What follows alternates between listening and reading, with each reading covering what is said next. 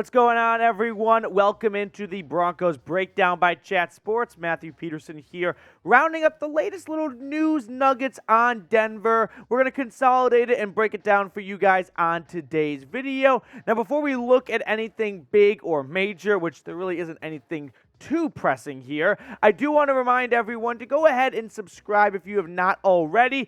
I'm just trying to reach our next milestone, 14,000 subscribers. So if you are looking for a Broncos YouTube channel and if you've not subscribed, make sure to do so.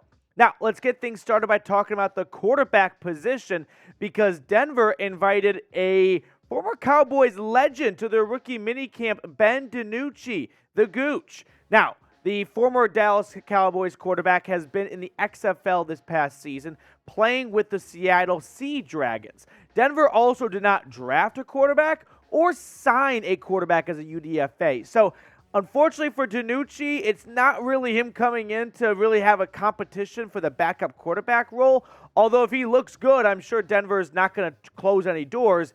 But in reality, they just need someone to move the drills along during the rookie minicamp. So DiNucci is more or less like a camp counselor to just facilitate drills and pass the football and let the receivers and everyone else do their job, because they did not draft a rookie quarterback and they did not sign a UDFA quarterback. Now, if we're going to give DiNucci some airtime, let's talk about what he's done so far in the XFL, because he's had a very good season for the Sea Dragons. Just 11 games, but 20 touchdowns, so nearly a 2-touchdown per game ratio, 2,600 yards, and 64% completion percentage. So bravo to DiNucci for playing well in the XFL just to get back into the NFL sphere, at least for a rookie minicamp. Now, if you're wondering where you know this name from, he actually had one start for the Cowboys a few seasons ago. He played okay. I mean, we're talking about a UDFA from James Madison, 219 yards, 53.5 completion percentage. He has appeared in 3 games. He did not win the backup job for the Cowboys last offseason. Henceforth, he went ahead to the XFL.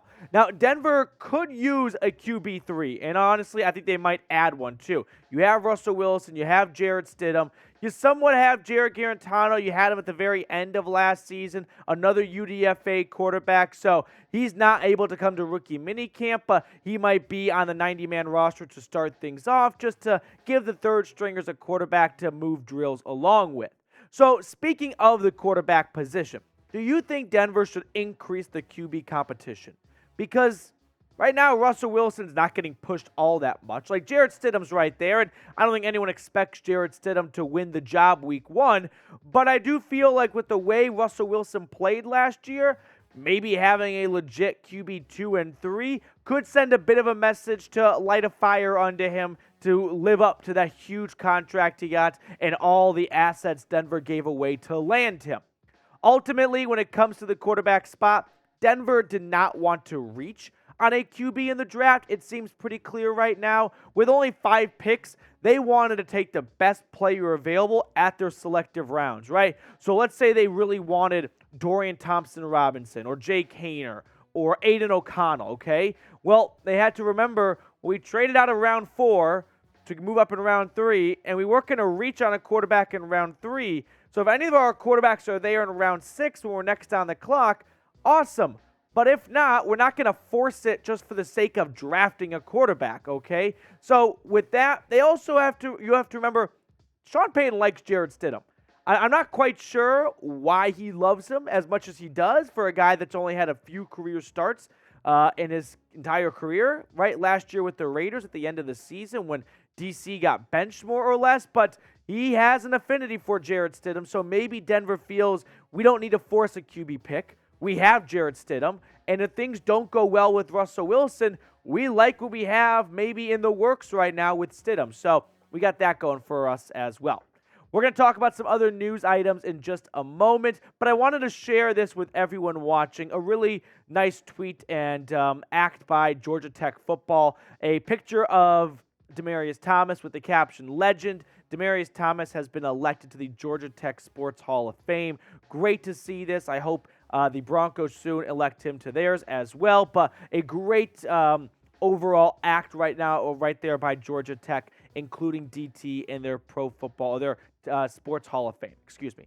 Now, some other news to hit on here. Denver themselves, the Broncos, tweeting out defensive lineman Haggai Chisom Ndubuisi is joining us from the NFL's International Player Pathway Program. Welcome to Broncos Country, Ndubuisi Haggai. So let's kind of break this down a little bit. What is the NFL International Player Pathway Program? So what the NFL is trying to do to grow the game is they are taking international players and they are assigning them to certain NFL rosters, and they do not count for a roster spot. Therefore, it encourages teams to hold on to these players because they're kind of ghost players, right? They don't count towards the 90-man roster. If you want to put them on your practice squad, they don't occupy a practice squad spot. That way, they can help grow the game internationally, because otherwise teams would just cut guys because they feel, oh, well, they're not worthy of a practice squad spot, or there's 90 other better players for the training camp roster battle. So shout out to Haggai. Now, some background on the defensive lineman. He is 6'7", 323 pounds, originally from Nigeria, went up to the UK for a little bit. Last year, he was in the Arizona Cardinals camp to start the year off. He did not make the 53-man roster, but like I said, they had a tryout, if you will, over at IMG Academy in Florida. 13 international players. They took the best 8, and then they allocated those 8 players to 4 AFC West teams and 4 NFC North teams. I don't know if Denver got to put a request in for one of those players, if it was just a random draw, if it was by position of need. I'm not quite sure. But hey, Chisom Ndubuisi, welcome to Denver, welcome to Broncos Country, and best of luck to you during training camp. So, with that being said, I'm just kind of throwing this random question out there because we're talking international ball here. What's your dream vacation destination? Give me your dream country you want to go to in the comment section below. Really curious what you guys are thinking about this. Now, some other news to hit on here, a UDFA signing, Jaleel McLaughlin. So, he was signed by the Broncos as a UDFA, and he's kind of an interesting guy coming out of Youngstown State in Ohio. He is the NCAA's all-time rushing leader. That is not a mistake. It's a technicality, though, because usually you think FBS. He doesn't win in that category. But across all divisions where he played, FCS and Division II, if you combine his rushing yards from the school he started off at, Notre Dame, not the Fighting Irish, another Notre Dame, and Youngstown State, well, he finished with the most rushing yards of any player in NCAA history. Now, some had him projected to be a 6th to 7th round pick. So for Denver to find him as a UDFA, that's a bit of a win for the Broncos because they need help in the running back room. Now, in his career, he had some great stats. I mean, 8,166 yards. Unbelievable. Now, it certainly helps the last couple of years with guys getting an extra year or 2 of eligibility, but 79 touchdowns and a career average of 6.5 yards a pop. You take those numbers, and I get it. Those are FCS numbers, but they're still impressive, no doubt about it. And then you look at Denver's running back room, which there's a chance, like, Javonte Williams starts the year off on IR, so that's 1 extra roster spot. So Samaje Perine and Tony Jones Jr. make up 2 of the 3 other running backs. It is open season for a lot of players that do not have a lot of name recognition. So as a UDFA, if you are looking for a team to break through the ice and make the 53-man roster, be a running back and be in Denver, because there is an opening right now for a running back job. Like, you don't even need an injury to happen, most likely, for a UDFA running back to have an opportunity to crack the 53-man roster. Now, if Javonte Williams does not start the year off on IR, well, him, Samaje Perine, and Tony Jones probably are your 1, 2, 3 running backs. But I don't think Tony Jones is a roster lock, right? He was signed a couple of weeks ago during March Madness, and he's going to be competing just like everyone else for a 53-man roster spot. He just has a connection to the Broncos through Sean Payton, which, get in line, there's like 20 of those guys now on the roster. So if you want to make the roster in Denver and you're a UDFA, switch to be a running back because there is an opening to be had. So now put your GM hat on and let me know, should the Broncos sign a running back? Drop a simple S for sign or P for pass in the comment section.